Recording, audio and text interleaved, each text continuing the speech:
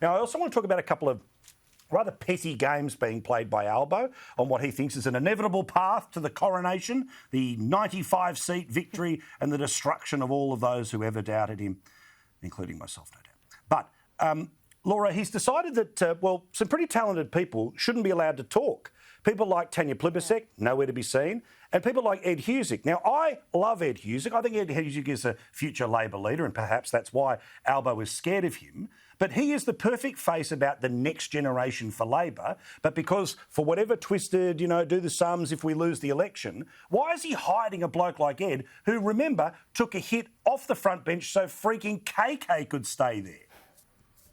Yeah.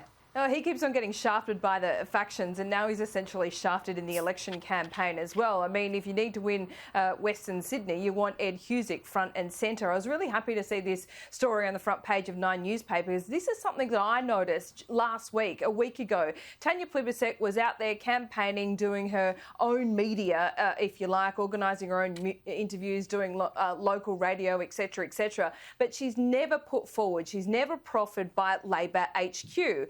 Now, this is really curious, and 3 weeks into the campaign, it is absolutely noticeable. I don't even think Jim Chalmers, when this is an election all about the economy, the cost of living, wages, etc., has even been front and centre. He's kind of, remember Albo's minder in Brisbane that day after Albo had a really bad run of stuff-ups. But Tanya Plibersek, she's a seasoned campaigner. She speaks to a very important part of the Labor base. She speaks to, the inner city as well. I know they need to win in the bush, but she's not put forward. I've got a little theory about this.